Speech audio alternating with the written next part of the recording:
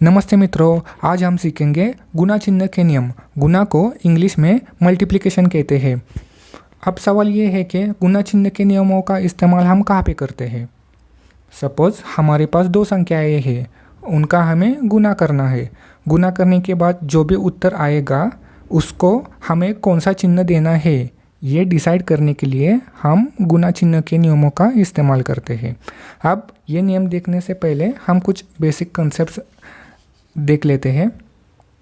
ये जो चिन्ह है इसे हिंदी में धन चिन्ह कहते हैं या इंग्लिश में प्लस साइन कहते हैं।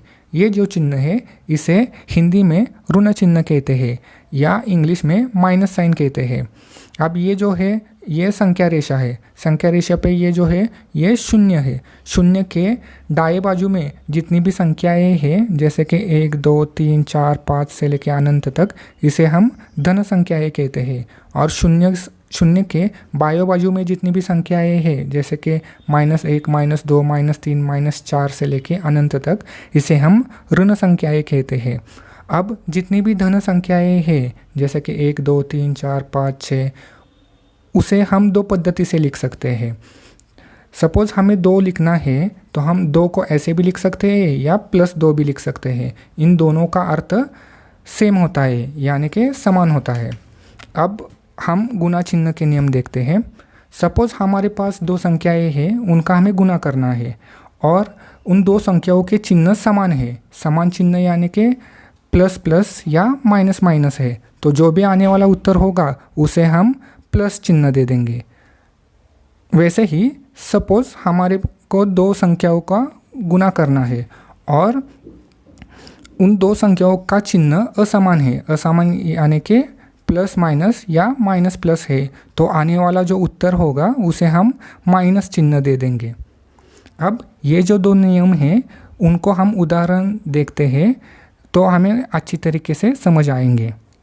तो पहला उदाहरण देखते हैं। ये जो दो संख्याएं हैं इनका चिन्ह कैसा है, प्लस चिन्ह है, मतलब समान चिन्ह है। 3 का चिन्ह प्लस है, 2 का चिन्ह प्लस है, यानी कि इन दोनों का चिन्ह कैसा है, समान चिन्ह है। इसलिए जो हमारा आंसर आया है 6, इसका चिन्ह कैसा है, प्लस है।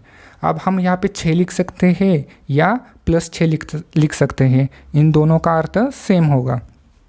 अब दूसरा उदाहरण देखते हैं। ये 2 संख्याएं हैं, इन 2 संख्याओं का चिन्ह कैसा है, माइनस है, यानी कि इन 2 संख्याओं का चिन्ह कैसा है, समान चिन्ह है। समान चिन्ह होने के कारण जो हमारा आंसर आया है इसे हमने कौन सा चिन्ह दिया है, प्लस चिन्ह दिया है। अब हम तीसरा उदाहरण देखते हैं। यहाँ पे हमारे पास 2 संख्याएं हैं, इन 2 संख्याओं का चिन्ह कैसा है, असमान है। असमान यानी कि 3 का चिन्ह प्लस है, 2 का चिन्ह माइनस है, यानी कि अलग अलग है, यानी कि असमान है। असमान है इसके कारण जो भी उत्तर आया है हमारा 6, इसे हमने कौन सा चिन्ह दिया है, माइनस का चिन्ह दिया है। अब चौथा उदाहरण देखते हैं। ये जो 2 संख्याएं हैं हमारे पास, इन 2 संख्याओं का चिन्ह कैसा है, अलग है, यानी कि असमान है। क्यों? क्योंकि 2 का चिन्ह कौन सा है, माइनस, और 4 का चिन्ह कौन सा है, प्लस, यानी कि असमान चिन्ह है। इसके वजह से ये जो हमारा आंसर आया है इसे हमने कौन सा चिन्ह दिया है, माइनस चिन्ह दिया है।